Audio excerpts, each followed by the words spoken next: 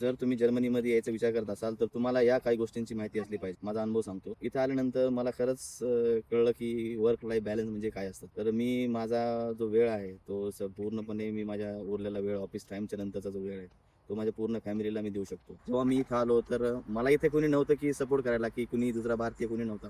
तर मला इथल्या जर्मन लोकांनी, माझे कलीग्स, माझे मॅनेजर्स यांनी सगळ्यांनी सपोर्ट केला. मला जर्मन लँग्वेज येत नव्हती, फक्त इंग्लिश येत होती.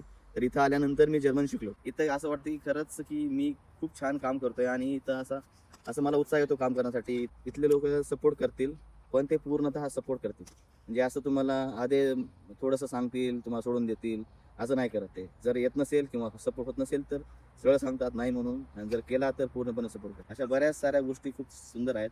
बऱ्याच अशा गोष्टी आहेत की त्या गोष्टीसोबत तुम्हाला इथे जर्मनीमध्ये राहावं लागतं. जसं की इथं डॉक्टर्स खूप कमी आहेत. तुम्हाला एखाद्या स्पेशलिस्टकडे जायचं असेल तर तुम्हाला अपॉइंटमेंट लवकर नाही मिळेल. तुम्हाला 6-6 महिने किंवा काही डॉक्टरांना स्पेशलिस्टकडे तुम्हाला 1 वर्षापर्यंत पण वाट बघावी लागते. तर अशा काही गोष्टी आहेत की तुम्हाला त्याच्याशी थोडी तडजोड करावी लागेल, की तुम्हाला जर यायचं असेल तर तुम्ही थोडंसं बेसिक जर्मन शिकून या. जसं की तुम्ही A1 कराल किंवा A2 कराल. जर तुम्ही असं डायरेक्टली आलात तर तुम्हाला अवघड जाईल. सगळ्यांनाच लोकं सपोर्टिव्ह मिळतील असं नाहीये. पण तुम्ही जर जर्मन शिकाल तर तुम्हाला इथे जॉब अपॉर्च्युनिटीमध्ये तुम्हाला चान्स मिळेल, की तुम्हाला लवकर घेण्यात येईल. इथले लोकं जास्तीत जास्त करून ज्यांना जर्मन येते त्या लोकांनाच प्रिफर करतात. अशा अशा काही गोष्टी आहेत तर तुम्ही त्याला फॉलो करा.